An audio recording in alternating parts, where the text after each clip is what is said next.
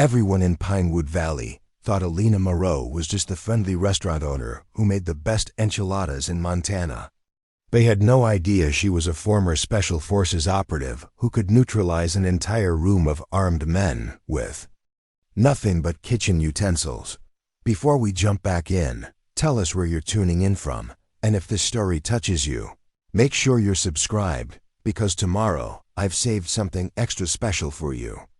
Elena had always been invisible in Pinewood Valley, Montana, and that's exactly how she wanted it. The small mountain town sat nestled between snow-capped peaks and endless pine forests, where everyone knew everyone's business except hers. For 7 years, she'd run the Mountain Hearth from a converted Victorian house on Main Street, serving comfort food with hands that moved with precision nobody else could quite place. Every morning before dawn, locals caught the aroma of fresh bread and simmering sauces drifting from her kitchen windows, the kind of smells that made people think of home and safety. Elena was 38, but carried herself with the fluid grace of someone much younger. Her dark hair was always pulled back in a practical bun, and her amber eyes held a watchfulness that made people feel protected rather than scrutinized. She wore the same uniform every day: black jeans, comfortable sneakers, and a burgundy apron, over a white chef's coat that never seemed to stain, no matter how busy the kitchen got. A thin scar ran along her left forearm, barely visible beneath her rolled sleeves, like a reminder of something she'd rather forget. The Mountain Hearth wasn't just a restaurant. It was the heart of Pinewood Valley.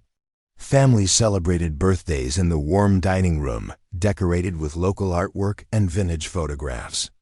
Business deals were sealed over Elena's famous green chili stew. High school students worked there, first jobs bussing tables under her patient guidance. The place felt like an extension of Elena herself, welcoming, reliable, and somehow safer than anywhere else in town. But the locals had their theories about Elena Moreau. Old Frank Daniels, who occupied the corner booth every Tuesday for his coffee and apple pie, swore she'd been in the military, pointing to the way she stood perfectly straight when the national anthem played at town events. Mrs. Helen Vasquez from the post office whispered that Elena had fled an abusive marriage, explaining why she never talked about her past or received any personal mail. Sheriff Amanda Cross noticed how Elena always positioned herself with clear sight lines to all exits, and how her kitchen knives were kept sharp enough to perform surgery. What they didn't know was what Elena kept hidden in the restaurant's basement, concealed behind a false wall that looked like old storage shelving. Inside that space, which didn't appear on any building plans, was a small armory, tactical gear, encrypted communication equipment, emergency cache, and weapons that no restaurant owner should possess. Elena had spent years assembling this cache, sourcing items through channels that didn't ask questions, and maintained by habits that never died. Every Sunday after closing, when the dinner dishes were washed and the staff had gone home, Elena would descend into that hidden room. She'd check the equipment, update her security protocols, and monitor news feeds from regions most people couldn't pronounce. Her hands would rest on familiar gear like they were greeting old friends, and for just a moment, the careful mask she wore would slip. In those moments, she wasn't Elena Moreau, the restaurant owner. She was someone else entirely. The restaurant employed 6 people: Lucy Harper, a single mother who worked the evening shift and whose daughter did homework in the back booth; 2 college students who handled weekends; an elderly dishwasher named Pete, who'd been with Elena since she opened; and Marco, a line cook whose quick hands and quiet demeanor reminded Elena of soldiers she'd once known. They were more than employees. They were the closest thing to family Elena had allowed herself in 7 years. Lucy often stayed late to help with inventory, chatting about her daughter's school projects while Elena prepped vegetables for the next day. "You ever think about having kids?" Lucy had asked once, watching Elena's methodical knife work. Elena's hands had paused for just a fraction of a second. "Maybe someday," she'd replied. But both women heard the sadness beneath the words. The truth was that Elena Moreau had never existed before Pinewood Valley. The woman who'd created this identity had been born Elena Blackwood, and she'd died officially in a desert compound 7 years ago during an operation that had gone catastrophically wrong. Staff Sergeant Elena Viper Blackwood of the Army's Crimson Battalion had been erased from every database, every record, every official memory when her unit had stumbled onto something they weren't supposed to see. Elena's real past was written in classified missions across 3 continents, in skills that could end lives as easily as her enchiladas could comfort souls. She'd been trained to disappear into civilian populations, to blend seamlessly into any environment, to become whatever the mission required. But this time, the mission was simply to stay alive and protect the peaceful life she'd built from the ashes of her former existence. On this particular Wednesday in October, storm clouds gathered on the horizon. Not just weather, but something that would shatter the quiet life she'd built in Pinewood Valley. Elena was in the kitchen preparing for the dinner rush when she noticed the first sign. A black sedan with tinted windows parked across the street for the 3rd day in a row.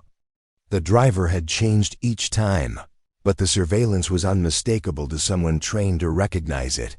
She wiped her hands on her apron and walked to the front window, adjusting the daily specials board while scanning the vehicle's occupants. Through her peripheral vision, professional posture, earpieces barely visible, eyes that moved too systematically. Not local law enforcement. Not federal agents conducting routine surveillance. These were private contractors, the kind who worked for organizations that preferred their operations to remain invisible. Elena's pulse quickened, but her expression remained calm as she returned to the kitchen. She'd known this day would eventually come. 7 years was a long time to stay hidden, longer than most people in her situation managed.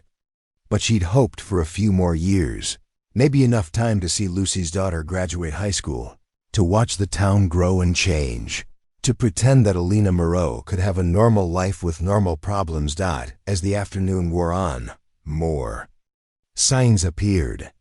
A utility truck parked near the restaurant's rear exit, its crew taking an unusually long time to examine perfectly functional power lines. 2 men in hiking gear who ordered coffee, but spent more time studying the restaurant's layout than admiring the mountain views.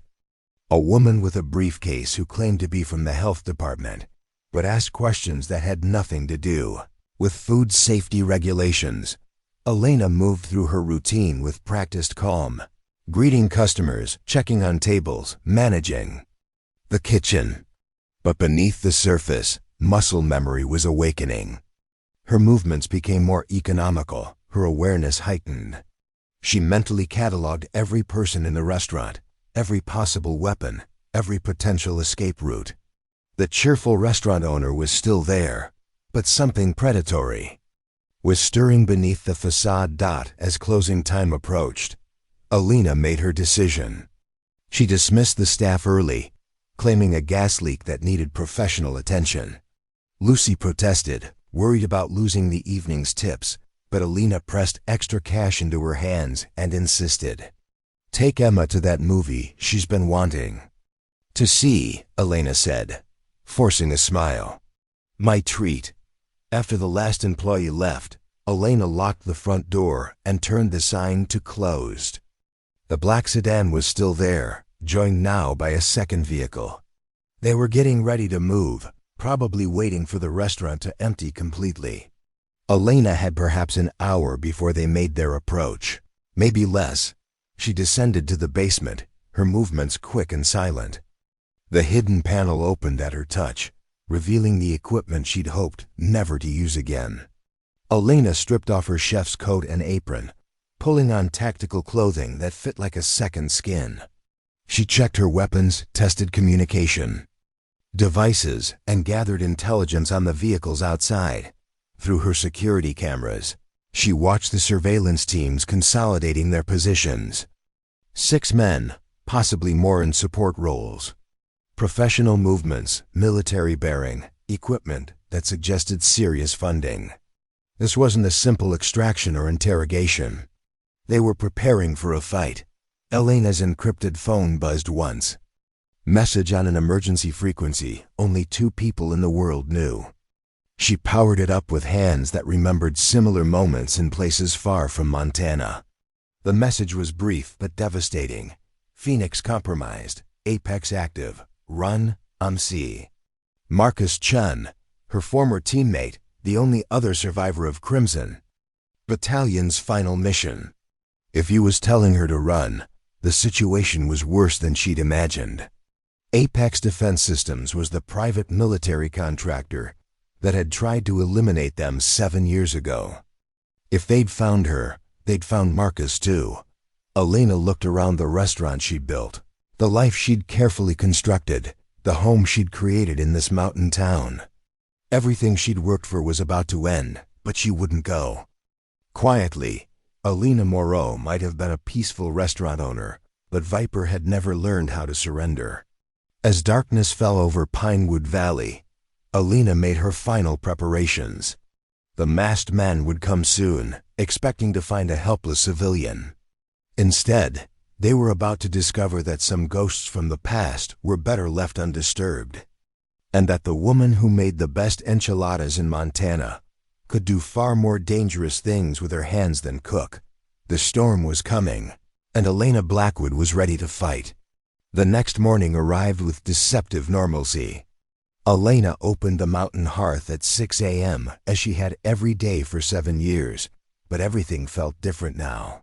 The familiar routine of starting the coffee, preheating the ovens, and arranging.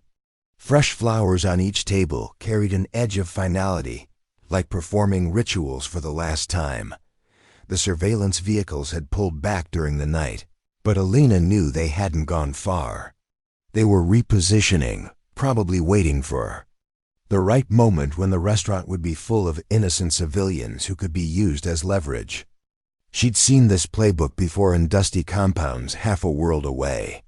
Apex Defense Systems had always preferred psychological pressure over direct confrontation when possible. Lucy arrived for the morning shift, chatting about her daughter's upcoming science fair while she tied her apron. Elena watched her young waitress move around the dining room, setting up tables with the unconscious grace of someone who felt completely safe in her workplace. The guilt hit Elena like a physical blow. These people trusted her, had welcomed her into their community, had no idea that her presence put them all in danger. "You okay, boss?" Lucy asked, noticing Elena's distraction. "You look like you didn't sleep much." Elena forced a smile, the same mask she'd perfected over years of deep cover operations. "Just worried about the new shipment of chili peppers. The supplier's been unreliable lately." It wasn't entirely a lie. Elena had been awake all night, but instead of worrying about produce deliveries, she'd been planning escape routes and contingency protocols. Every exit had been mapped, every potential weapon cataloged, every civilian evacuation scenario rehearsed in her mind. The morning rush proceeded normally. Frank Daniels occupied his usual corner booth, working through his crossword puzzle and complaining good-naturedly about the changing times. Sheriff Cross stopped by for her regular coffee in Danish, updating Elena on minor town gossip and scheduling conflicts for the upcoming Harvest Festival. A group of tourists studying hiking maps debated whether to attempt the trail to Crystal Falls before the weather turned. Elena moved through her roles seamlessly: chef, business owner, community member. She flipped pancakes while mentally calculating the blast radius of various explosive devices. She recommended the breakfast burrito to a young couple while noting the tactical advantages of the kitchen's layout. She smiled and chatted with customers while her enhanced hearing tracked every vehicle that passed outside. Around 10 a.m., the first anomaly appeared. A man in expensive hiking gear ordered coffee and a muffin, paying cash and speaking with a slight accent Elena couldn't quite place. He chose a table with clear sightlines to both the kitchen and the front entrance, and his supposedly casual glances around the room followed patterns she recognized from surveillance training. When he left after exactly 23 minutes, Elena knew the reconnaissance phase was complete. The lunch crowd began arriving early, drawn by the aroma of Elena's famous green chili stew and fresh cornbread. The dining room filled with the usual mix of locals and tourists, their conversations creating a comfortable buzz that had always been Elena's favorite part of running the restaurant. Today, each voice felt like a potential victim she might be unable to protect.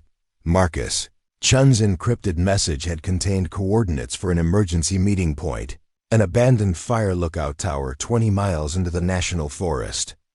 Elena knew she should run now, disappear into the wilderness before Apex's net tightened completely.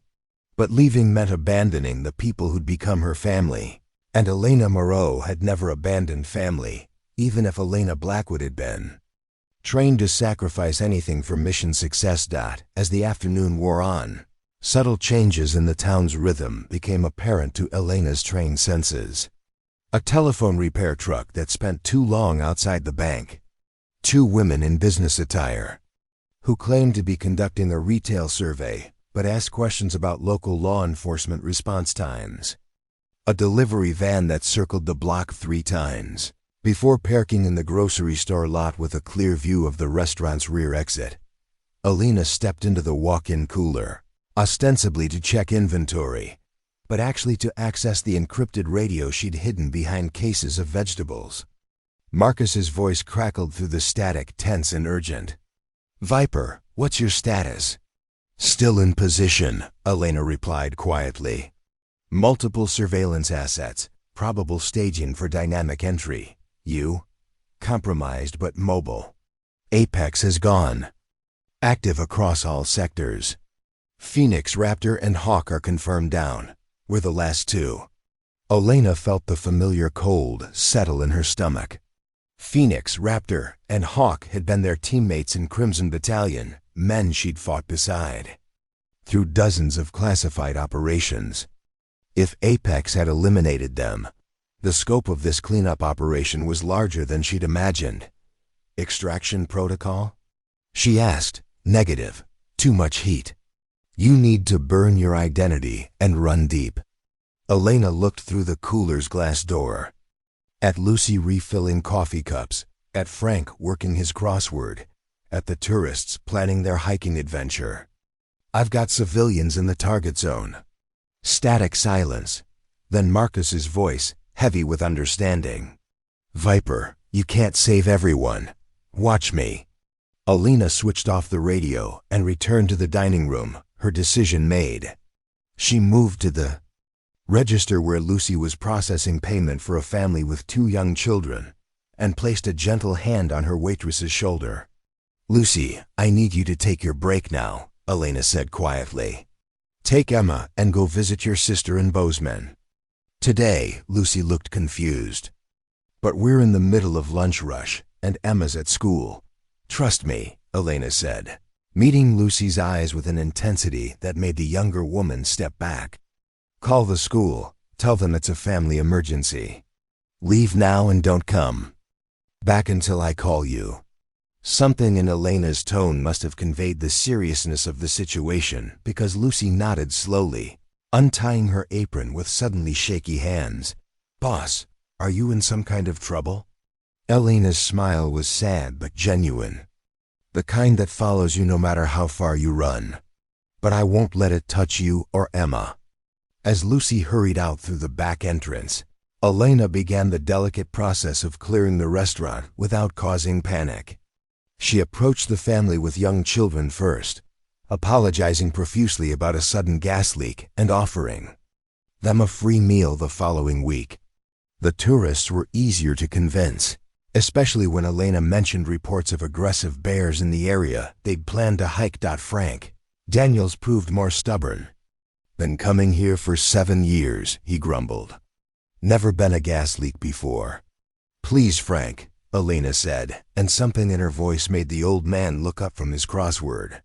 For just a moment, he saw past the friendly restaurant owner to something harder underneath. "All right, darling," he said quietly, gathering his things. "But you call if you need anything, you hear?" By 2 p.m., Elena had managed to clear most of the civilians from the restaurant. Only 2 tables remained: a lone businessman working on his laptop and an elderly couple celebrating their anniversary. Elena approached them with growing urgency, her awareness of the tightening surveillance net making her skin crawl. That's when she noticed the businessman's laptop screen. Instead of spreadsheets or presentations, it displayed a tactical communication interface with her restaurant's floor plan and real-time positioning data. He looked up as she approached, and Elena saw the cold professionalism in his eyes that she recognized from 100 briefings in classified facilities. "Ms. Moreau," he said quietly, closing the laptop. "Or should I say, Sergeant Blackwood? My name is Derek Sullivan. I represent Apex Defense Systems, and we need to have a conversation." Elena's hands remained steady as she refilled his coffee cup, but every muscle in her body coiled for action. "I think you have me confused with someone else."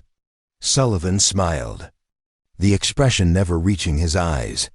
7 years is a long time to hide, but facial recognition technology has improved considerably since your unit's unfortunate accident in Syria. We know exactly who you are. The elderly couple at the corner table continued their quiet celebration, completely unaware that their peaceful lunch had just become a hostage situation. Elena calculated distances, angles, potential weapons within reach. The businessman Sullivan had positioned himself perfectly to control the room while appearing completely harmless. "What do you want?" Elena asked. "Information about Crimson Battalion's final mission. Specifically, what you and Marcus Chun discovered in that compound before it was destroyed. Our clients are very interested in recovering certain assets that went missing during the subsequent chaos." Elena remembered that night in the Syrian desert, the compound that was supposed to be empty, the files they'd found detailing weapons sales to terrorist organizations. She and Marcus had been the only survivors when Apex's cleanup team had tried to eliminate the evidence along with the witnesses. "I don't know what you're talking about," she said. Sullivan's smile widened. "I hoped you'd say that. It makes what happens next so much more interesting." He raised his hand slightly, and Elena caught the flash of a small transmitter. Around the restaurant's perimeter, she could hear the subtle sounds of vehicles moving into position. Through the front windows, she glimpsed tactical teams deploying with military precision. Elena looked at the elderly couple, still lost in their anniversary memories, and made her choice. Elena Moreau, the peaceful restaurant owner, had done everything she could to protect innocent lives. Now it was time to let Viper loose. "You made one mistake," Elena said quietly, her voice taking on a harder edge. "What's that?" Elena's hand moved with liquid speed, grabbing the coffee pot and hurling the scalding contents at Sullivan's face while simultaneously vaulting over the counter toward the kitchen. "You should have made sure I was really retired." The final battle for Elena's carefully constructed life was about to begin. Sullivan's scream as the boiling coffee hit his face was lost in the sudden cacophony of shattering glass and splintering wood. The restaurant's front windows exploded inward as masked tactical operatives rappelled from the roof and crashed through every entrance simultaneously. Elena was already moving, her 7 years of peaceful cooking replaced in an instant by muscle memory that had kept her alive in a dozen war zones. The elderly couple at the corner table froze in terror as armed figures in black tactical gear flooded their quiet anniversary lunch. Elena's first priority was getting them to safety, but 3 operatives were already moving to block her path to the civilians. She grabbed a cast iron skillet from the stovetop, spinning it with practiced precision to deflect the taser darts aimed at her center mass. "Down, everyone down!" The tactical team leader's voice boomed through a voice modulator, but Elena was already vaulting over the prep counter, using her intimate knowledge of the restaurant's layout to stay ahead of their coordinated advance. First operative to reach the kitchen learned why Elena had been called Viper. She moved like liquid death, the heavy skillet connecting with his tactical helmet hard enough to drop him instantly. His weapon clattered across the tile floor as Elena rolled behind the industrial stove, bullets sparking off stainless steel surfaces where she'd been standing moments before. "Target is armed and highly mobile," one of the operatives reported. Through his comm system, switching to non-lethal suppression. Elena almost laughed at that. Non-lethal meant they wanted her alive for interrogation, which gave her a significant tactical advantage. She grabbed a handful of kitchen knives from the magnetic strip above the prep station, testing their weight and balance. Not military grade, but she'd made do with worse. The second operative rounded the corner with his weapon raised, expecting to find a cowering restaurant owner. Instead, he found 8 inches of carbon steel buried in his shoulder, thrown with surgical precision to disable without killing. Elena had never been comfortable with unnecessary death, even when it came to people trying to capture her. "Where's the intel package?" Sullivan's voice cut through the chaos, his words slurred from the burns covering half his face. "Sweep every inch of this place." Elena pressed herself against the walk-in cooler, counting muzzle flashes and tracking movement patterns. 6 operatives total, plus Sullivan, who was directing from the dining room while medics worked on his injuries. Professional spacing, good communication, expensive equipment. But they were operating in her territory now, in the space she'd spent 7 years learning like a battlefield. The elderly couple huddled behind their overturned table, the man shielding his wife with his body while she clutched her anniversary roses. Elena's heart clenched seeing their terror, but she forced herself to focus. Emotions were a luxury she couldn't afford with this many hostiles in play. She triggered the restaurant's fire suppression system, flooding the dining room with thick foam that reduced visibility to 0 while the strobing emergency lights created a disorienting strobe effect. In the confusion, Elena moved like a ghost through her own kitchen, using service passages and maintenance spaces she'd modified over the years with exactly this scenario in mind. The third operative never saw her coming. Elena emerged from behind the dish machine, wrapping her arm around his throat in a sleeper hold that rendered him unconscious in seconds. She appropriated his tactical radio and weapon, finally evening the odds. "Alpha Team, report status," Sullivan's voice crackled through the comm system. Elena keyed the microphone, modulating her voice to match the unconscious operative's tone. "Kitchen secured, no sign of target." "Negative," came another voice. "Kitchen is not secured, Martinez is down." Elena cursed silently and tossed the radio aside. Worth a try, but these weren't amateurs. She needed a new strategy, and she needed to get those civilians out of the line of fire.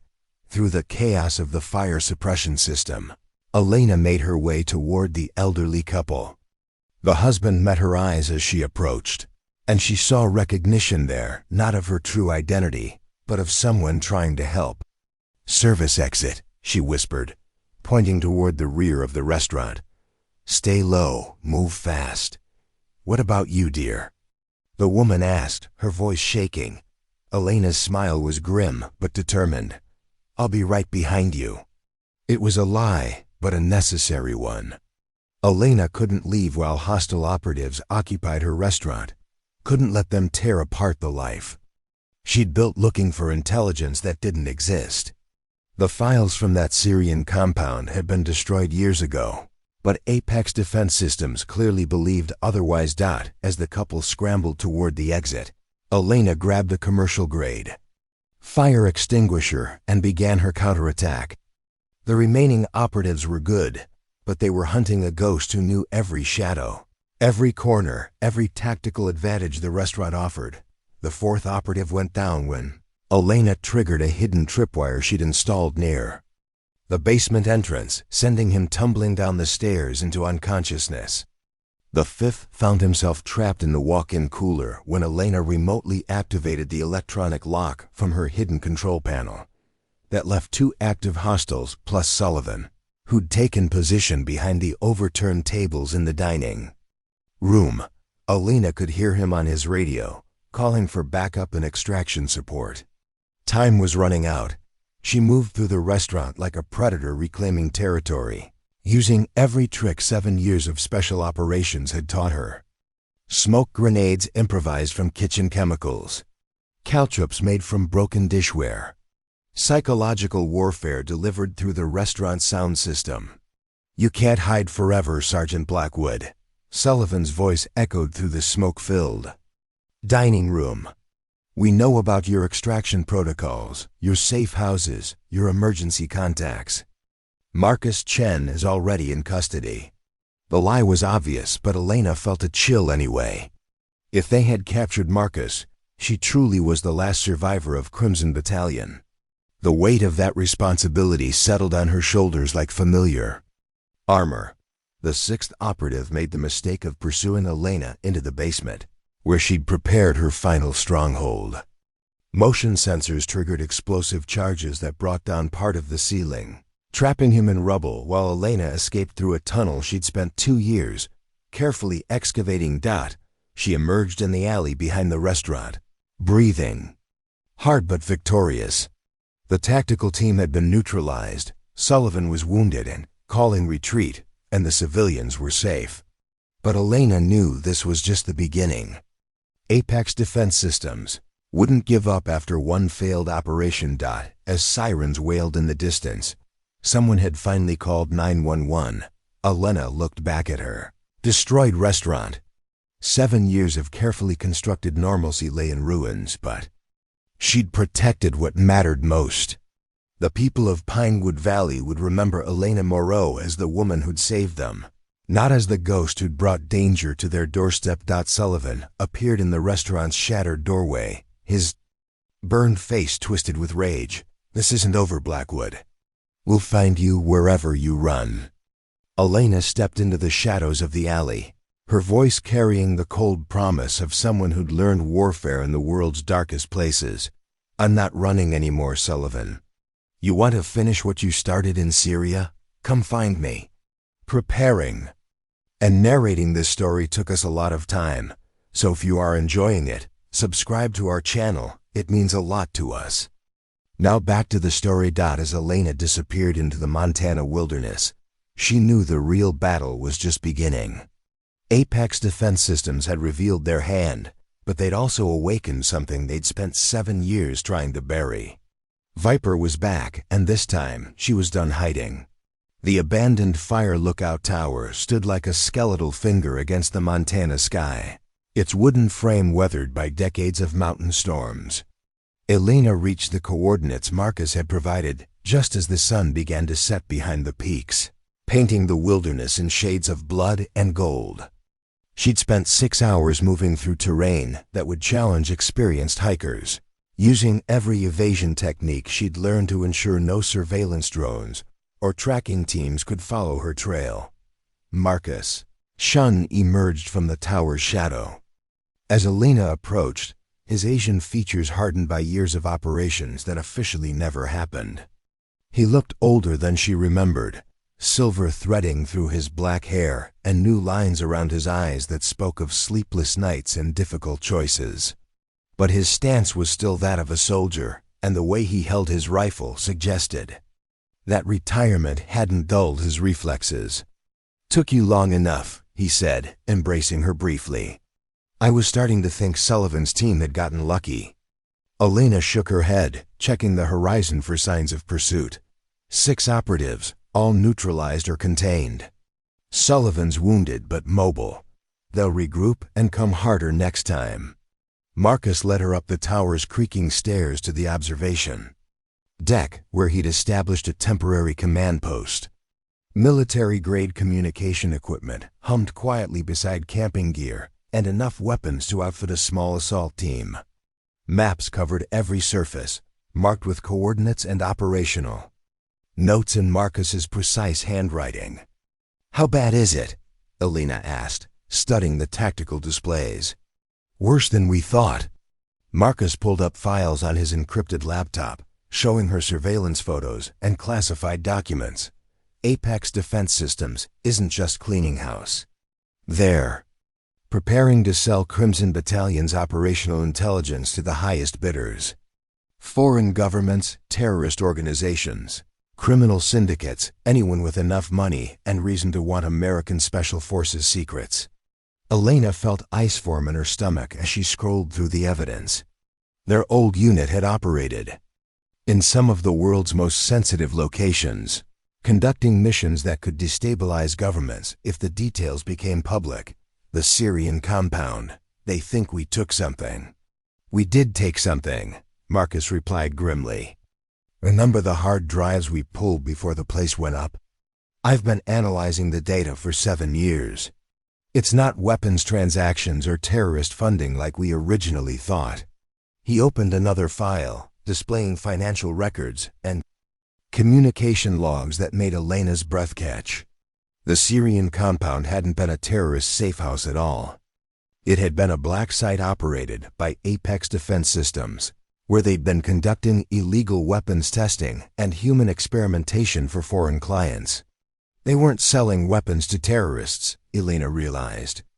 They were developing them, biological agents, psychological warfare techniques, enhanced interrogation methods, all funded by a consortium of nations that wanted plausible deniability for their research programs. Marcus's voice carried the weight of terrible understanding. Crimson Battalion wasn't sent to eliminate a terrorist cell. We were sent to eliminate the evidence of American contractors committing war crimes. The scope of the conspiracy hit Elena like a physical blow. Their entire unit had been sacrificed to cover up Apex's illegal operations, their deaths arranged to look like casualties of a routine anti-terrorism mission gone wrong. Only she and Marcus had survived because they deviated from the mission. Planned to investigate suspicious activity at the compound. Who gave the order? She asked. Marcus pulled up another file, this one containing personnel records and communication intercepts. General Richard Thornfield, currently serving as Apex's Director of Special Operations. He was our commanding officer during the Syria mission, the one who briefed us on the terrorist threat that didn't exist. Elena studied Thornfield's photograph, remembering the stern-faced officer who'd personally selected Crimson Battalion for what he'd called a critical national security operation. She'd trusted him completely, as had the rest of her team. The betrayal cut deeper than any physical wound. He's been hunting us for 7 years, Marcus continued. Every time one of our teammates surfaced, Apex was there within days. Phoenix tried to reach out to his family in Colorado, dead in a hiking accident. Raptor attempted to contact a journalist about war crimes car accident on a lonely highway. Hawk applied for a government job requiring security clearance, sudden heart attack at age 32. Elena closed her eyes, seeing the faces of her fallen teammates. They'd been good soldiers, good people who'd believed they were serving their country. Instead, they'd been murdered to protect the profits of a private military contractor that had sold America's soul to foreign interests. The data from Syria, she said. Do we still have it? Marcus nodded, patting an encrypted storage device on his tactical vest. Every byte. Financial records, experimental protocols, communication logs with foreign handlers, enough evidence to bring down Apex Defense Systems and expose the entire conspiracy. But we need to get it to someone who can act on it without being silenced. Who do we trust? Apex has connections throughout the intelligence community, probably the Pentagon too. I've been working on that problem for 2 years, Marcus replied, showing her a list of names on his screen. Investigative journalists, Congressional Oversight Committee members, international war crimes prosecutors, people who specialize in exposing exactly this kind of corruption. Elena studied the list, noting several names she recognized from news reports about government accountability. How do we make contact without exposing them to retaliation? Very carefully, Marcus said. But first, we need to survive long enough to make the delivery. Apex is mobilizing everything they have to stop us. Sullivan's assault on your restaurant was just the opening move. As if summoned by his words, Marcus's communication equipment began buzzing with intercepted radio chatter. Elena listened to the coded transmissions with growing alarm as the scope of Apex's response became clear. Helicopter assets moving to Grid 77 Alpha, one voice reported. Ground teams establishing perimeter at Rally Point Bravo. Thermal imaging shows 2 heat signatures at Observation Post Charlie, another voice added. Request permission to engage. Marcus was already packing equipment while Elena counted muzzle flashes appearing on ridgelines around their position. They found us faster than I expected, he muttered. Elena grabbed her gear and checked her weapons. How many? At least 20 ground operatives, plus air support. They're not taking chances this time. As they prepared to abandon the tower, Elena felt the familiar rush of combat approaching. But this time was different. This time, she wasn't fighting for a mission or following orders from commanding officers who might be compromised. She was fighting for the memory of fallen friends, and the chance to expose the truth that had cost so many lives. Marcus, she said as they rappelled down the tower's exterior, after we get this evidence to the right people, what then? Marcus landed beside her, already moving toward the tree line as searchlights began sweeping the area.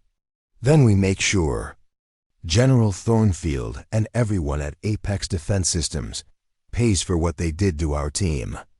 Elena smiled grimly as they disappeared into the Montana wilderness, gunfire echoing behind them. I was hoping you'd say that. The hunt was on, but for the first time in 7 years, Elena Blackwood wasn't the prey. She was the predator, and Apex Defense Systems was about to learn why. Crimson Battalion had been the military's most feared special operations unit. Elena and Marcus moved through the mountain forest like ghosts, their 7 years of civilian life stripped away by the familiar rhythm of tactical movement under fire. Behind them, searchlights swept the darkness while helicopters thundered overhead. But the 2 former special operators had vanished into terrain they'd studied for exactly this contingency.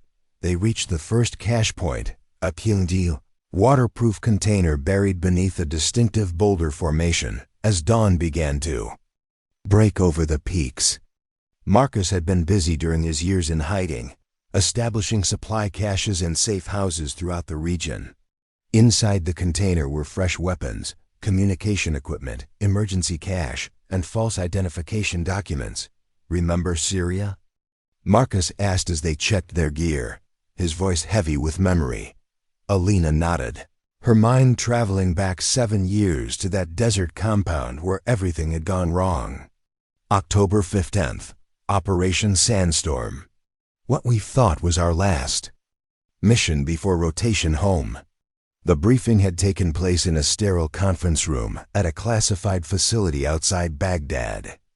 General Thornfield himself had presented the intelligence, his voice carrying the weight of absolute authority as he outlined their mission parameters.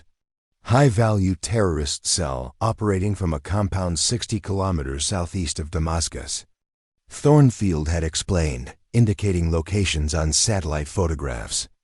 Intelligence suggests they're planning coordinated attacks on American interests throughout the region. Your mission is to neutralize the threat and gather any actionable intelligence. It had seemed straightforward enough. Crimson Battalion specialized in exactly this type of operation: fast insertion, surgical strike, clean extraction. Elena could still remember the confidence she'd felt as their helicopter approached the target zone, the trust she'd placed in the intelligence that had sent them into what she now knew was a trap. The compound was supposed to be guarded by 8 to 12 hostiles, Elena said, watching the horizon for signs of pursuit. Instead, we found 3 terrified technicians and a laboratory full of American-made equipment. Marcus pulled up the files on his encrypted tablet, showing her photographs they'd taken during that fateful mission. The images revealed a sophisticated research facility, not a terrorist safe house. Clean rooms filled with biological samples, computer servers containing terabytes of experimental data, and documentation in multiple languages detailing weapons tests on human subjects. The test subjects, Elena whispered, remembering the horror they'd discovered in the compound's lower levels. They weren't terrorists or enemy combatants. Refugees from displaced persons camps, Marcus confirmed. Men, women, children, people who disappeared from UN facilities and ended up as experimental subjects for Apex's weapons development program. The Syrian government was providing cover in exchange for a share of the research data. Elena felt the same sick rage she'd experienced 7 years ago, standing in those underground chambers where human beings had been reduced to laboratory specimens. The official mission briefing had mentioned nothing about a research facility or human experimentation. They'd been sent to eliminate evidence, not gather intelligence. Phoenix found the communication logs first, she remembered. Phoenix had been their team's intelligence specialist, a quiet man with an encyclopedic knowledge of terrorist organizations and their operational patterns. Encrypted transmissions between Apex defense systems and foreign intelligence services. That's when we realized we weren't the rescue team, Marcus said grimly. We were the cleanup crew. The memory crystallized with painful clarity. Phoenix had been analyzing computer files when he discovered communication.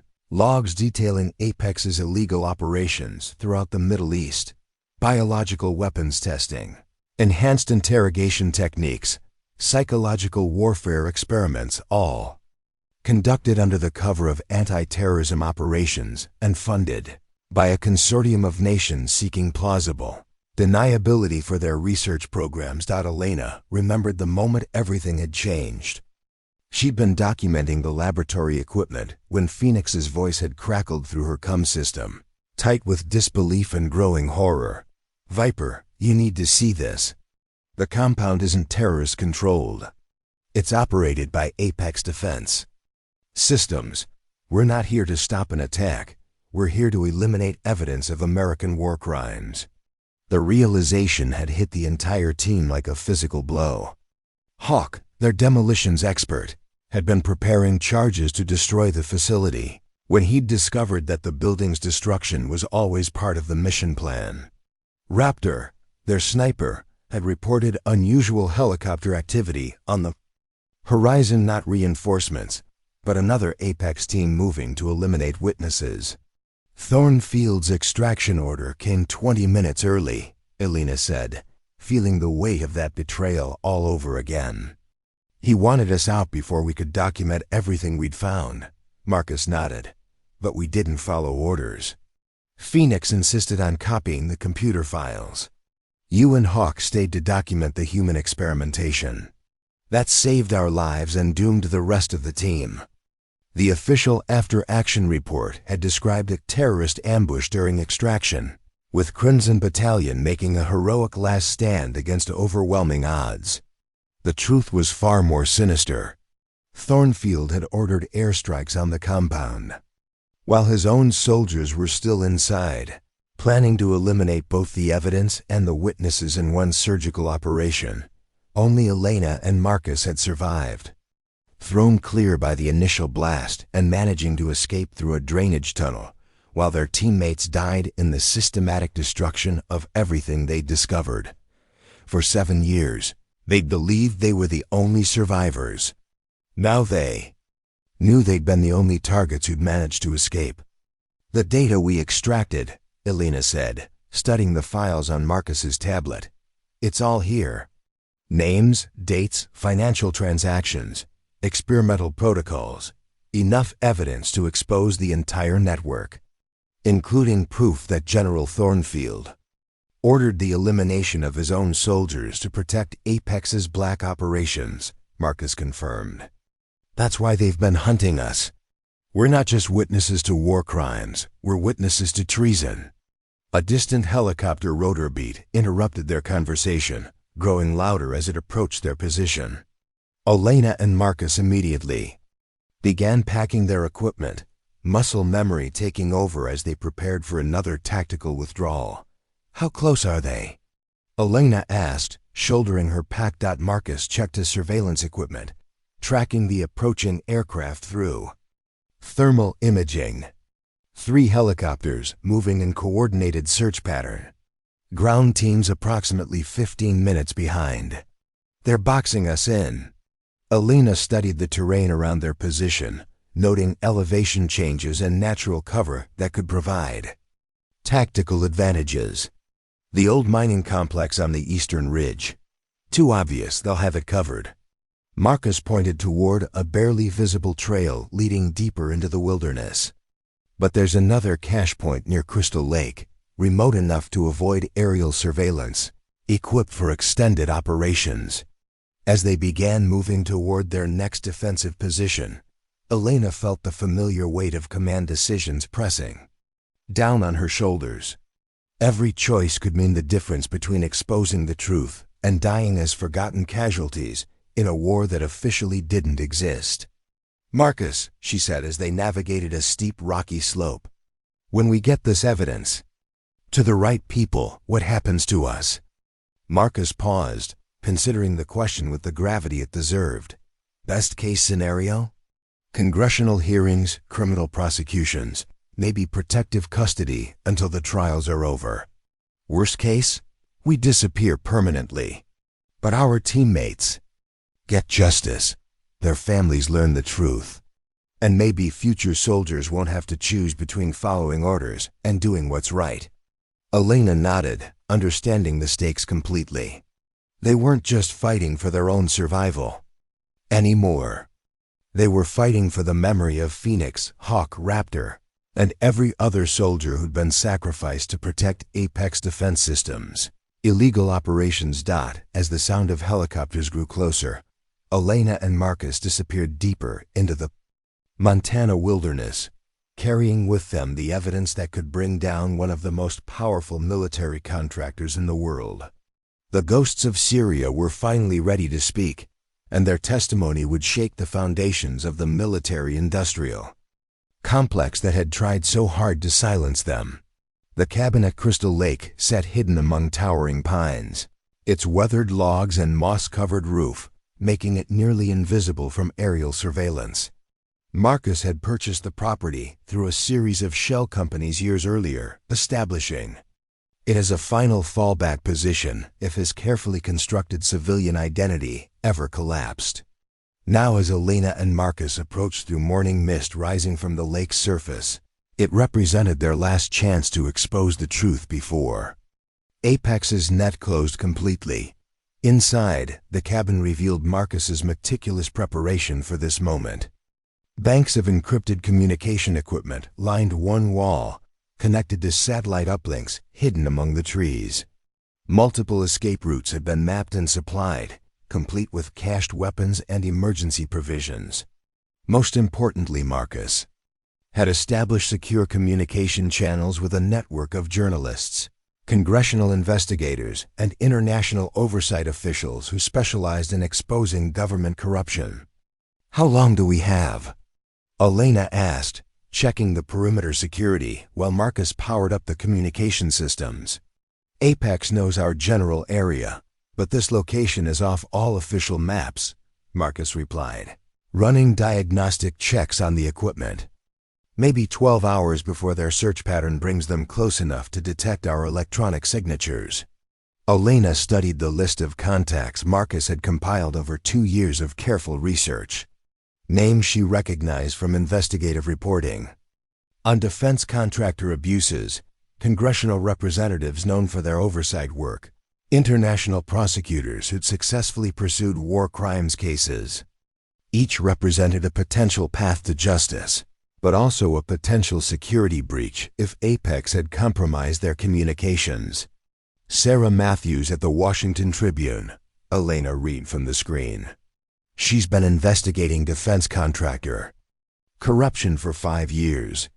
Multiple Pulitzer nominations for exposing black budget operations. Marcus nodded, pulling up Matthews's encrypted contact information. She's got sources throughout the Pentagon and a reputation for protecting whistleblowers. But contacting her means exposing our location to anyone monitoring her communications. What about congressional oversight? Representative Janet Morrison chairs the House Intelligence Committee. Her staff has been asking questions about missing special operations personnel for months. But Congress leaks like a sieve, and Apex definitely has assets on Capitol Hill. Elena felt the familiar weight of operational planning, balancing risk against potential outcomes, while time pressure mounted with each passing hour. They needed to get their evidence to someone who could act on it, but any communication carried the risk of revealing their position to the very people trying to silence them. Multiple channels, she decided. Send the evidence package to all of them simultaneously. Apex can't silence everyone at once, and if we're discovered afterward, at least the information is already in play. Marcus began preparing the data transmission, encrypting the Syria files with military-grade security protocols, while establishing connections to secure servers around the world. The evidence package contained everything they'd gathered: financial records proving Apex's illegal operations, communication logs detailing coordination with foreign intelligence services, documentation of human experimentation, and most damning of all, General Thornfield's orders to eliminate Crimson Battalion. As the first transmission began uploading, Elena monitored the security systems Marcus had installed around the cabin. Motion sensors, thermal imaging, and communication intercept. Equipment that would give them advance warning of any approaching threats. The screens showed empty forest in all directions, but she knew that could change in seconds. First package away, Marcus reported. Sarah Matthews should receive it within the hour. Elena watched the progress bars on multiple screens as encrypted. Files moved through anonymizing networks toward their destinations. Each successful transmission increased their chances of exposing the truth, but also increased the likelihood that Apex's cyber warfare specialists would trace the signals back to their source. "Elena," Marcus said quietly, studying one of his IZ monitoring screens, "you need to see this." The display showed intercepted communications from Apex operational channels, encrypted transmissions that Marcus's equipment had managed to decode. Elena read the messages with growing alarm as the scope of Apex's response became clear. "Authorization granted for terminal action," one message read. "Asset elimination takes priority over intelligence recovery. Congressional inquiry initiated by Representative Morrison," another reported.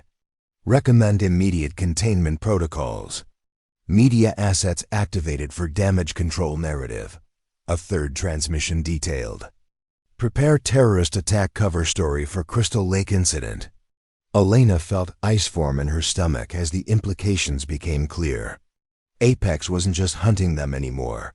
They were preparing to eliminate all potential threats to their operations, including congressional investigators and journalists who might pursue the story. "They're going to kill everyone," she said. "Matthews, Morrison, anyone who might act on our evidence." Marcus was already reaching for his weapon as alarms began sounding from the perimeter security system. "And they're going to start with us." Through the cabin's reinforced windows, Elena could see movement in the tree-lined tactical teams advancing with military precision from multiple directions. But this time, the numbers were overwhelming. Dozens of operatives, helicopter support, and enough firepower to level the entire area. "Marcus, how many escape routes did you prepare?" "3 primary, 2 emergency fallbacks," he replied, gathering essential equipment while monitoring the approaching threat. "But they've had hours to position assets. Every route might be compromised."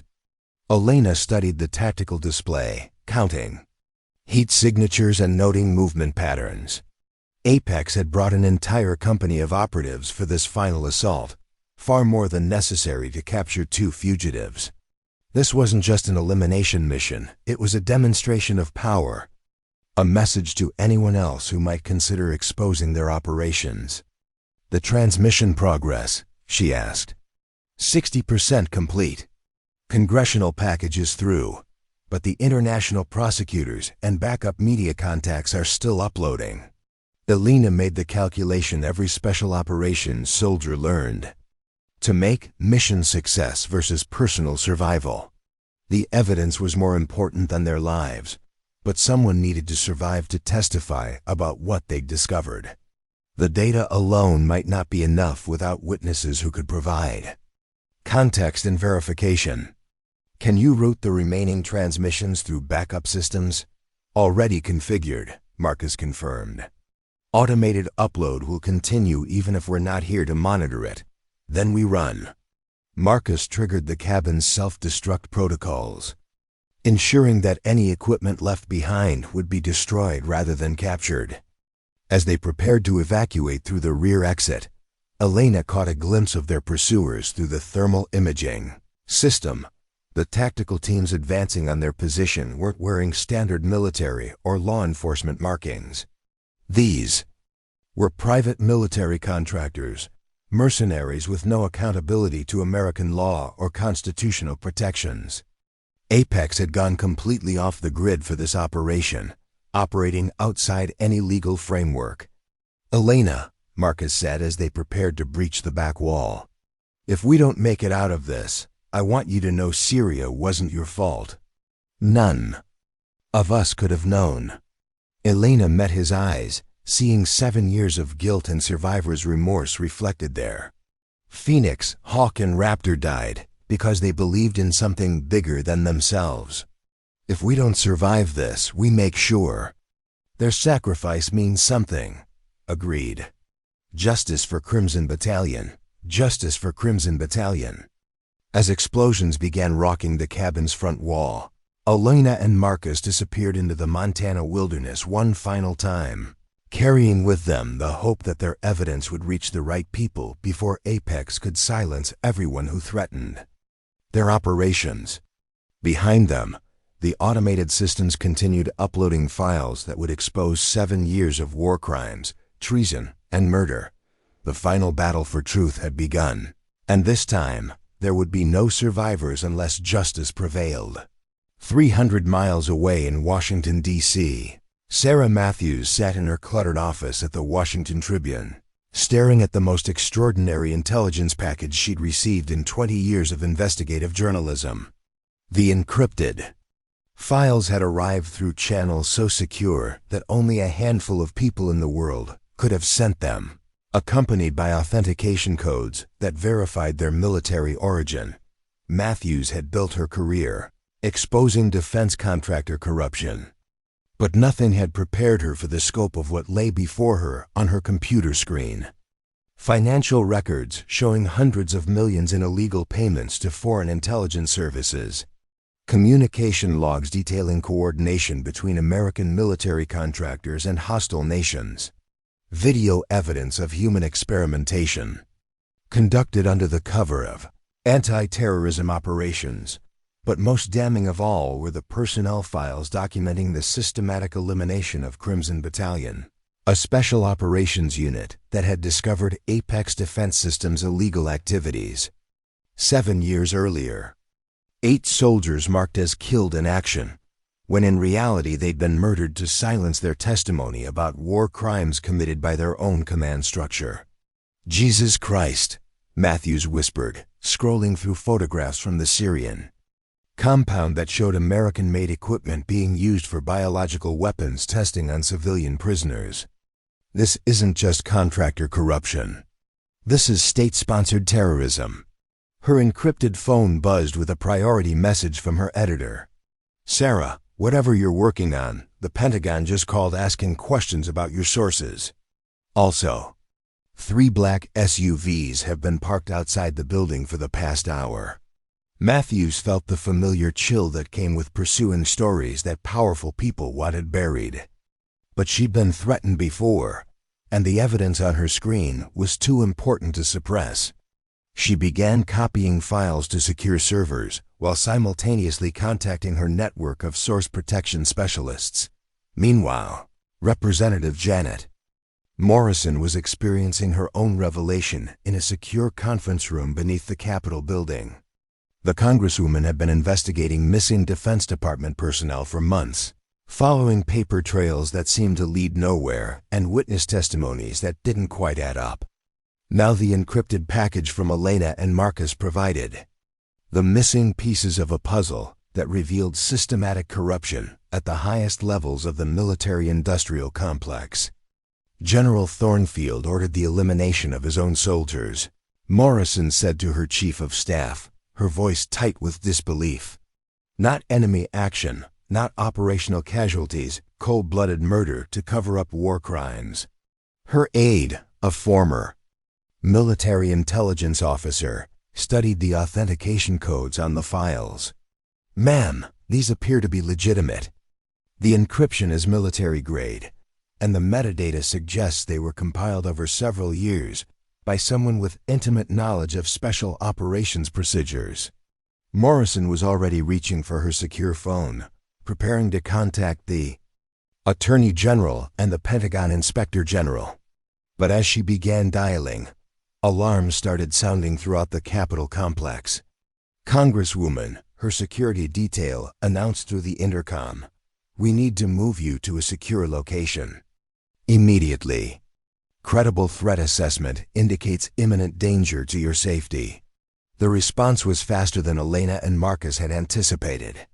Within hours of their evidence reaching its intended recipients, Apex Defense Systems had activated assets throughout the government and media establishment to contain the damage. But they'd underestimated both the courage of the people receiving the information and the redundancy of the distribution network. Elena and Marcus had established Dot in her secure bunker beneath the Tribune building. Sarah Matthews continued her work despite the armed security teams now protecting the newspaper's offices. She'd contacted colleagues at major newspapers around the world, sharing copies of the most damning evidence while her editorial team prepared for simultaneous publication across multiple platforms. "They can't silence everyone," she told her editor over encrypted video link. "The Syrian compound evidence alone is enough to trigger international war crimes investigations. Add in the Crimson Battalion murders, and this becomes the biggest military scandal since My Lai." But Apex wasn't relying solely on intimidation. In Montana, the manhunt for Elena and Marcus had evolved into a full-scale military operation, with private contractors coordinating with corrupted government officials to track down the source of the intelligence leak. Elena and Marcus had managed to escape the assault on the Crystal Lake cabin, but barely. They now found themselves hunted through terrain that offered little cover, pursued by teams equipped with thermal imaging, drone surveillance, and enough firepower to eliminate a small army. Every safe house Marcus had prepared was compromised. Every escape route monitored by hostile forces. "How are they tracking us so precisely?"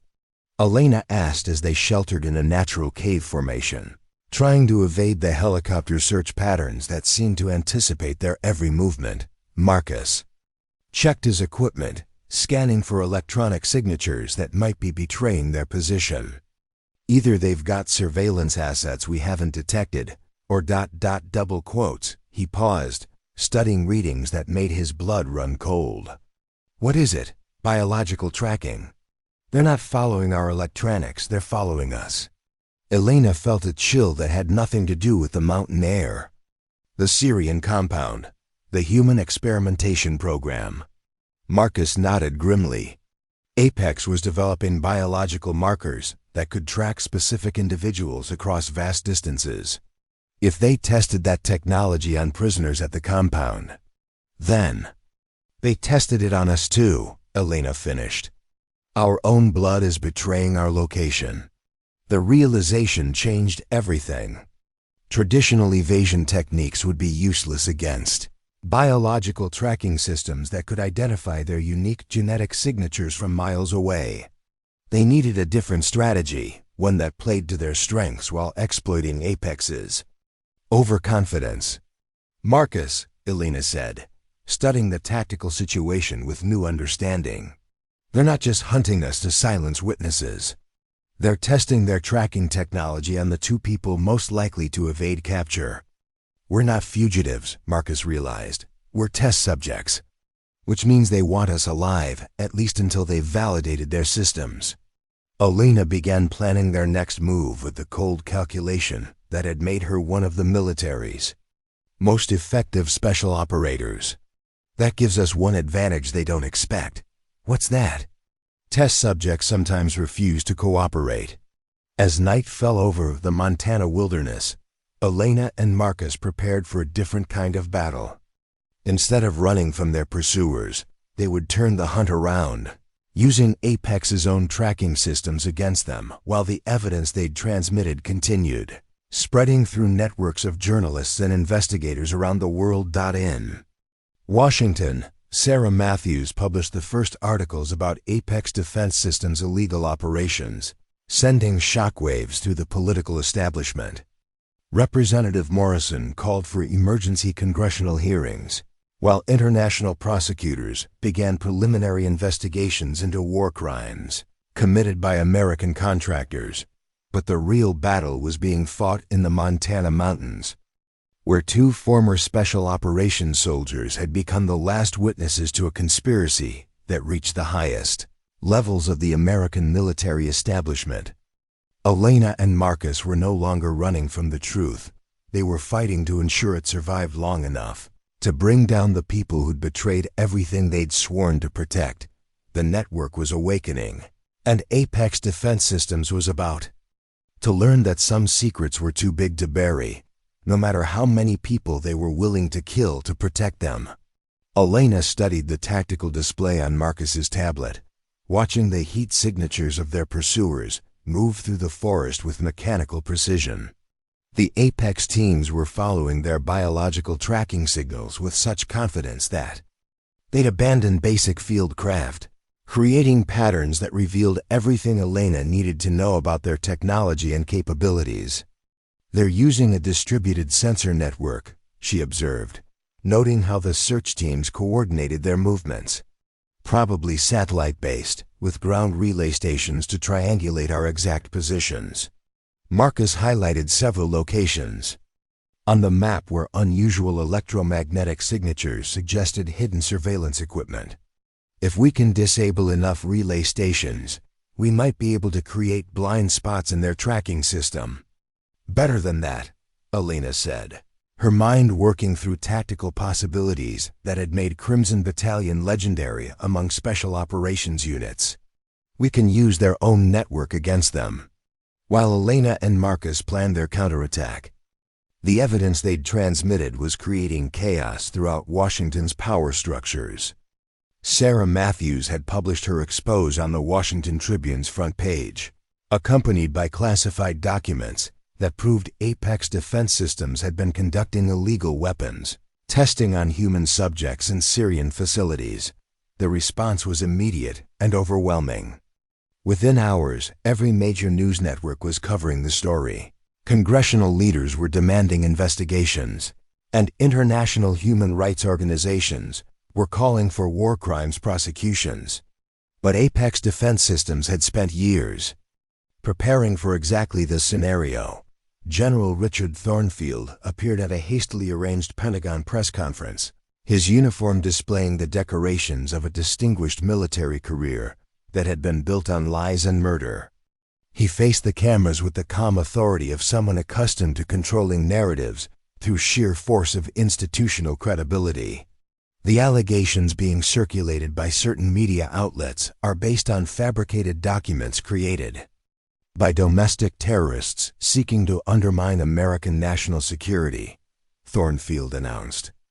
"The individuals responsible for these false claims are Elena Blackwood and Marcus Chun, former military personnel who have been wanted by federal authorities for 7 years in connection with the theft of classified materials and the murder of their fellow soldiers."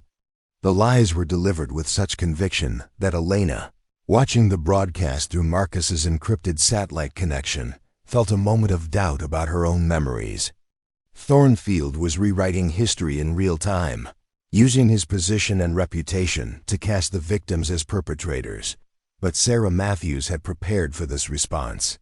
Her follow-up articles included video evidence from the Syrian compound, financial records showing Apex's payments to foreign intelligence services, and most damning of all, communications intercepts proving that Thornfield had ordered the elimination of Crimson battalion to cover up war crimes. Representative Morrison was even more direct in her response, calling an emergency session of the House Intelligence Committee and demanding that the Attorney General issue arrest warrants for Thornfield and other Apex executives. We have documented evidence of American military contractors conducting human experimentation, selling classified intelligence to foreign powers, and murdering U.S. soldiers to cover their crimes, she announced. This is not a matter of national security, this is a matter of justice. In the Montana wilderness, Elena and Marcus moved to implement their plan.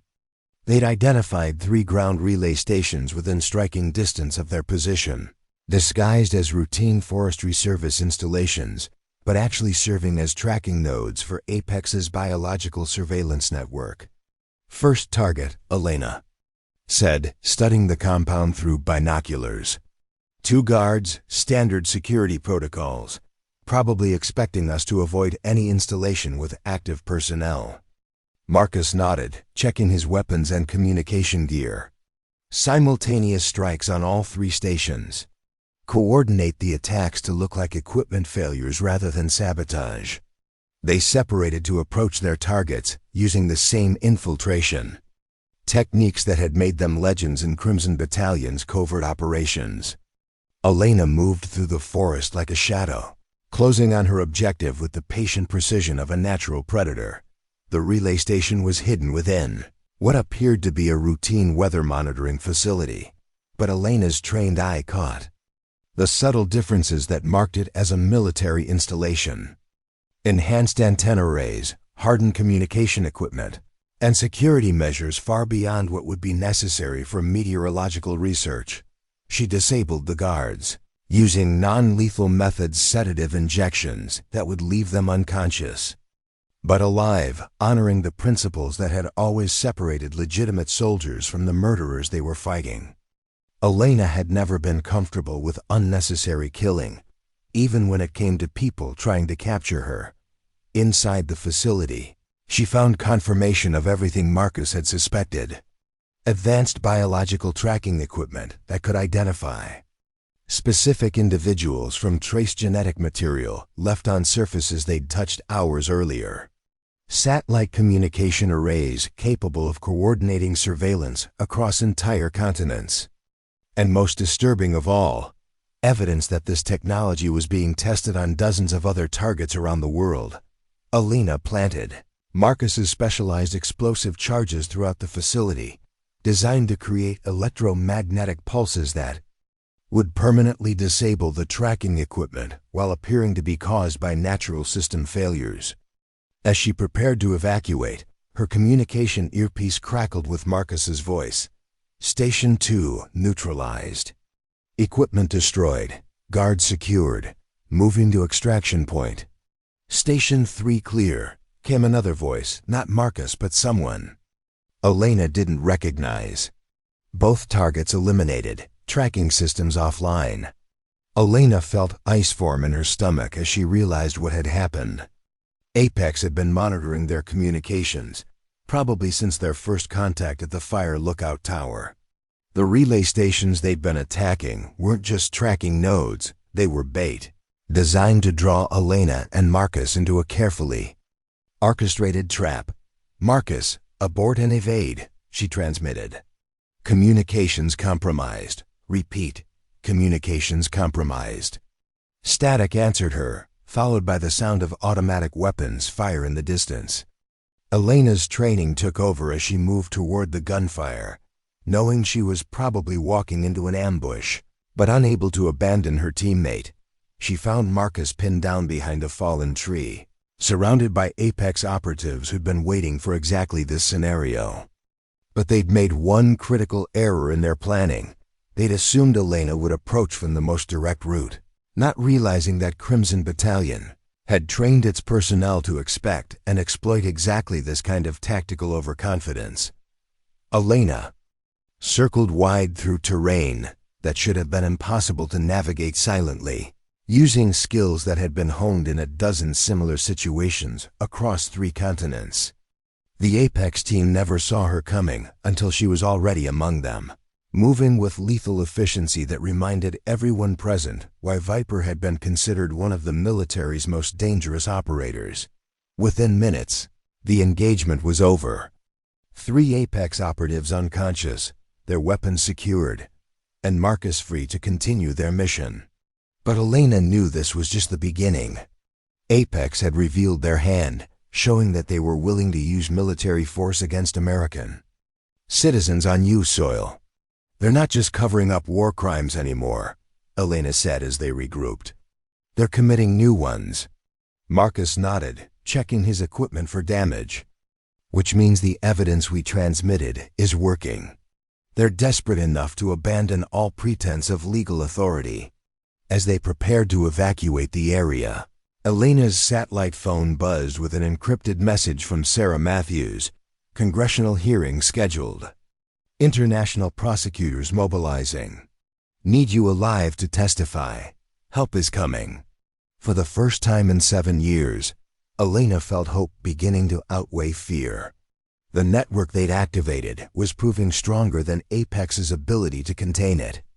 And the truth was spreading faster than lies could be manufactured to counter it. But the final confrontation was still ahead. And Elena knew that General Thornfield would never allow them to testify about what they'd discovered in Syria.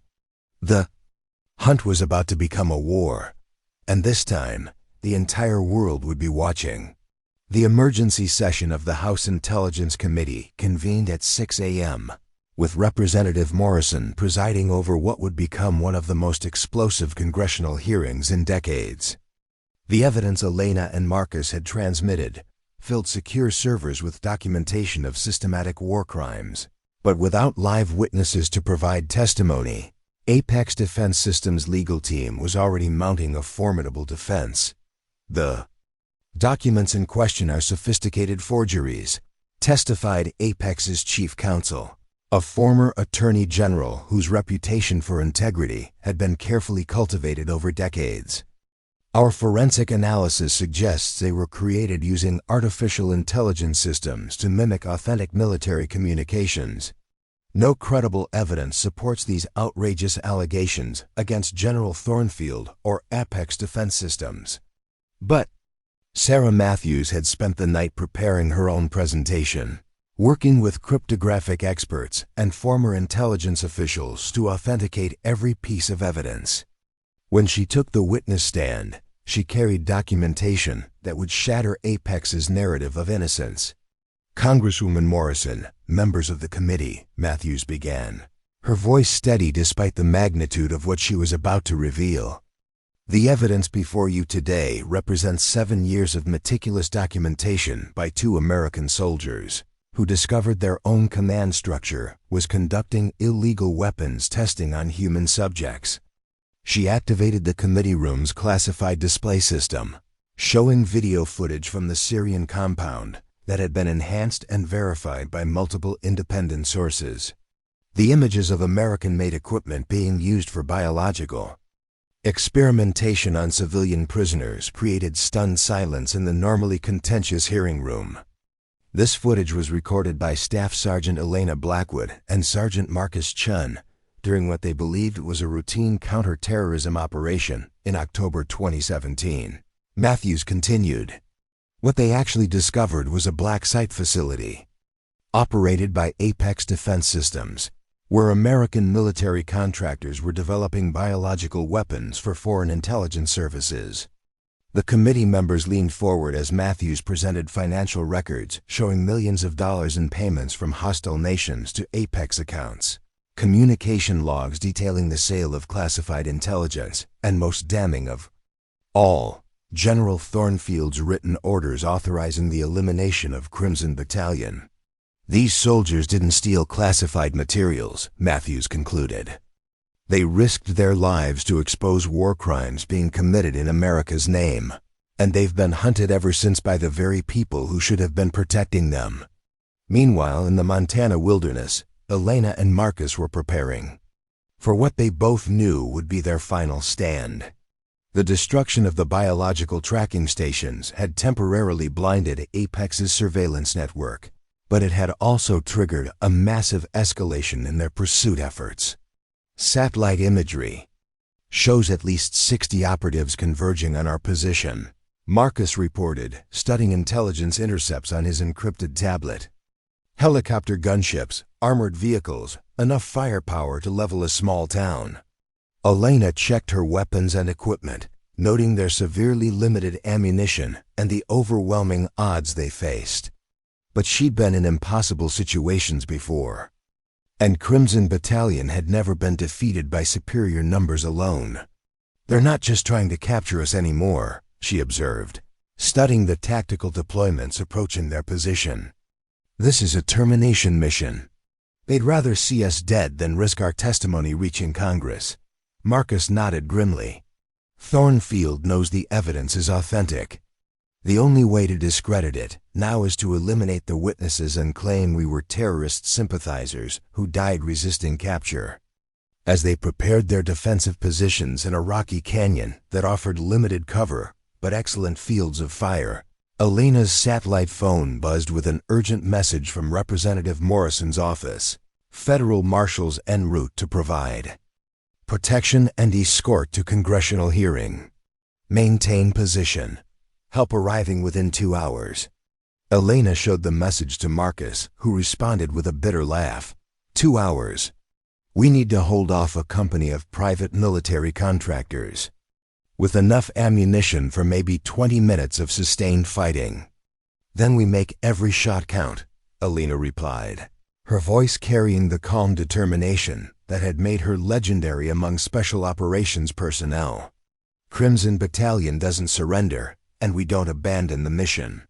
They took positions among the canyon's rocky outcroppings, using natural cover and improvised fortifications to create defensive strongpoints that would force Apex's forces to advance through carefully prepared kill zones.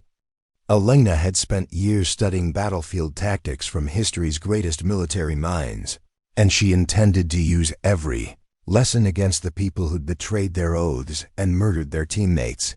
The first wave of attackers approached the canyon with the overconfidence of mercenaries who'd never faced opponents of Elena and Marcus's caliber. They advanced in textbook formations, relying on superior numbers and firepower to overwhelm resistance through pure attrition. Elena's first shot dropped the lead operative at 800 meters, a precision rifle shot that announced to the entire assault force that they were facing something far more dangerous than ordinary fugitives. Marcus followed with a series of shots that eliminated the team's heavy weapons specialists, forcing them to take cover and reassess their tactical approach. "This is Colonel Hayes, Apex Tactical Command," came a voice over intercepted radio frequencies. "Target resistance is heavier than expected. Authorization requested for artillery support." Elena felt ice form in her stomach as she realized the scope of Apex's desperation. They were requesting permission to use military-grade explosives against American citizens on U.S. soil, abandoning all pretense of legal authority in their determination to silence the last witnesses to their crimes. "Negative on artillery," came the response from what Elena recognized as General Thornfield's voice. "Too much civilian air traffic in the area. Switch to close air support. Make it look like a training accident." The implications were staggering. Apex was preparing to use military aircraft to eliminate Elena and Marcus, then cover up the action as a routine training exercise gone wrong. The same institutional authority that had protected Thornfield's war crimes for 7 years was now being used to authorize new ones. Marcus intercepted additional communications, revealing the full scope of Apex's response. "They've declared a temporary no-fly zone over this entire region," he reported, claiming terrorist threats to justify military intervention. Elena understood the strategy immediately. By framing their resistance as terrorism, Apex could justify using overwhelming force while controlling the narrative through their connections in the Pentagon and defense establishment. Elena and Marcus would be remembered as dangerous extremists who died attacking American forces, not as whistleblowers trying to expose war crimes. "Congressional hearing is still proceeding," Elena said, monitoring news feeds on her tablet. Matthews is presenting evidence. Morrison is demanding investigations. As long as we stay alive, the truth keeps spreading. Then we stay alive, Marcus replied, preparing for the next assault wave, whatever it takes. As helicopter rotors thundered in the distance and armored vehicles approached the canyon entrance, Elena felt the familiar calm that preceded life or death. Combat. She'd spent her entire adult life serving her country, believing in the principles that made America worth defending. Now she was fighting those same principles' greatest enemies, people who'd corrupted military, authority for personal gain, and murdered soldiers to protect their profits. The battle for Elena's life had become a battle for the soul of the American military, and the entire world was watching to see which would survive. In Washington, congressional investigators were demanding answers. Around the globe, international prosecutors were preparing war crimes charges. But in the Montana Canyon, 2 former Special Operations soldiers were making their final stand against forces that had betrayed everything they'd sworn to protect. The end was coming. But Elena Blackwood had never learned how to surrender, and Vipper was about to remind the world why some fights were worth dying for. The attack helicopters appeared over the canyon rim like mechanical vultures, their rotors thundering against the rock walls as they took positions for what General Thornfield intended to be the final elimination of Crimson Battalion's last survivors. Elena counted 3 Apache gunships and 2 Black Hawks filled with assault troops, enough firepower to reduce the entire canyon to rubble. "This is your final warning," boomed a voice through external speakers. "Surrender immediately or face the consequences of resisting federal authority." Elena keyed her radio to the frequency she knew would be monitored by every news organization and government agency tracking the situation. "This is Staff Sergeant Elena Blackwood, United States Army. Serial number 429768532. I am an American soldier being illegally targeted by private military contractors who have committed war crimes and treason. Any action taken against me is a violation of federal law and the Constitution I swore to defend." The broadcast went out over emergency frequencies, picked up by news networks, and transmitted around the world in real time.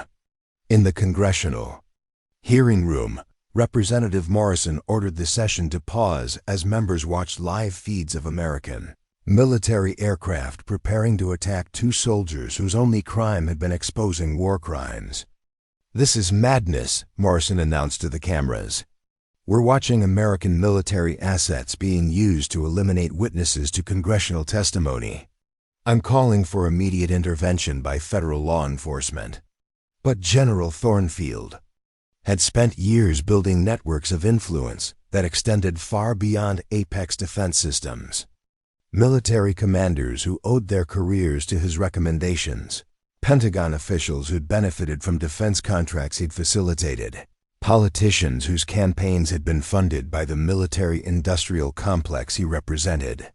"Target has been classified as an enemy combatant," Thornfield announced through secure military channels. Authorization granted for immediate neutralization under anti-terrorism protocols. In the canyon, Elena and Marcus prepared for an engagement they couldn't possibly win through conventional tactics. But Crimson Battalion had never relied solely on firepower. They'd been trained to think strategically, to find advantages in impossible situations, and to turn enemy strengths into weaknesses. "Marcus," Elena said, studying the helicopter formations through her rifle scope, "remember the Kabul extraction? When we had to convince hostile forces that attacking us would cost more than letting us go?" Marcus smiled grimly, understanding her strategy immediately. "Make the cure worse than the disease." But these aren't rational actors. Thornfield's beyond the point of calculating costs and benefits. "Not Thornfield," Elena clarified. "The helicopter pilots.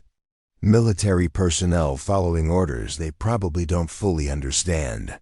She switched her radio to military aviation frequencies and began broadcasting on channels used for emergency communications between aircraft. Apache lead, this is Viper. I'm a United States Army Staff Sergeant with classified information about war crimes committed by your commanding officers. You are being ordered to fire on American citizens to prevent congressional testimony. The lead helicopter's response came immediately, but with a note of uncertainty that hadn't been there before. Viper, you are designated as a hostile combatant. Engaged in terrorist activities. Surrender immediately. Apache lead, check your briefing materials. Did your commanding officer mention that I'm scheduled to testify before Congress about illegal human experimentation conducted by Apex Defense Systems? Did he explain that the terrorist activities consist of providing evidence of war crimes to congressional investigators? Elena could hear cross-chatter between the helicopters as pilots began questioning their orders. Military aviators were trained to think independently, to question mission parameters that didn't make tactical sense. The more Elena revealed about the true nature of their mission, the more uncomfortable they became with their role. Apache lead, your current mission violates the Posse Comitatus Act, which prohibits military forces from acting as domestic law enforcement. You are being ordered to commit murder to cover up treason. The helicopters maintained their positions, but Elena noticed subtle changes in their formation that suggested internal debate among the crews. She pressed her advantage, broadcasting on frequencies that would be monitored by military command structures far above Thornfield's immediate influence. This is Staff Sergeant Elena Blackwood requesting immediate contact with the Joint Chiefs of Staff. I have evidence that General Richard Thornfield has been selling classified intelligence to foreign powers and has ordered the murder of American soldiers to cover his crimes. I am currently under attack by U.S. military assets acting on illegal orders. The response came not from the helicopters, but from a new voice on military command frequencies, someone with enough authority to override field operations in real time. Apache lead, this is General Patricia Walsh, Joint Chiefs Oversight. You are ordered to stand down immediately and await further instructions. Do not engage targets until this situation has been clarified through proper channels. Elena felt a surge of hope as the helicopter formation began pulling back from attack positions. General Walsh had been one of the few Pentagon officials completely outside Apex's influence network, known for her integrity and her aggressive pursuit of military corruption. But General Thornfield wasn't finished. Elena's radio crackled with his voice, transmitted on the same frequencies where the standoff was being broadcast to the world. General Walsh, you are interfering with a classified anti-terrorism operation. The targets have been confirmed as enemy combatants with connections to foreign intelligence services. Walsh's response was ice-cold and immediately recognizable to Elena as the voice of military authority exercised by someone who'd never been compromised by political considerations. General Thornfield, you are relieved of command pending investigation into allegations of war crimes and treason. All military assets under your operational control are hereby transferred to Joint Chiefs Oversight. Any resistance to this order will be considered mutiny. The canyon fell silent except for the sound of helicopter rotors as crews processed orders that effectively ended Thornfield's career and authority. Elena knew that Walsh's intervention had saved their lives, but she also knew that Thornfield still had private contractors who weren't bound by military command structures. As if summoned by her thoughts, Elena heard the sound of approaching vehicles from the canyon. Entrance Apex's private military teams moving to complete the mission that military pilots had been ordered to abandon. Elena, Marcus called out, pointing toward the canyon rim where federal vehicles were appearing. Cavalry's here. Elena looked up to see U.S. Marshals taking positions along the canyon's edge, their presence broadcast on emergency frequencies. To ensure everyone knew, that federal law enforcement was now protecting the witnesses rather than hunting them. The lead marshal's voice echoed through the canyon with the authority of constitutional law. "This is Deputy Marshal Sarah Chun, United States Marshal Service. We are here to provide protection for congressional witnesses, Elena Blackwood and Marcus Chun. Any interference with our mission will be considered obstruction of justice."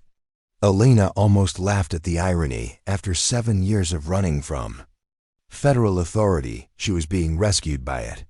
The same constitutional principles that Thornfield had corrupted were now being used to protect the witnesses who would expose his crimes. As Apex's private contractors retreated in the face of federal law enforcement, Elena and Marcus emerged from their defensive positions to meet their escorts. The battle was over, but Elena knew the war for justice was just beginning. Ready to testify before Congress? Deputy Marshal Chun asked as she led them toward the federal vehicles. Elena looked back at the canyon where she'd made her last stand as a fugitive, then toward the helicopters where military pilots were learning that some orders should never be followed. "I've been ready for 7 years," she replied. "Time to honor the dead and expose the truth."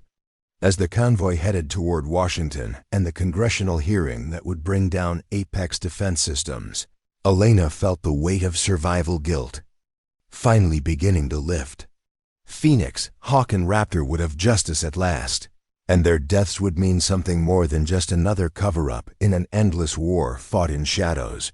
The restaurant owner from Pinewood Valley was gone forever. But Elena Blackwood had returned to finish the mission that Crimson Battalion had started in a Syrian compound 7 years ago. Truth was about to triumph over power, and the ghosts of the past could finally rest. Up next, you've got 2 more standout stories right on your screen. If this one hit the mark, you won't want to pass these up. Just click and check them out. And don't forget to subscribe and turn on the notification bell so you don't miss any upload from us.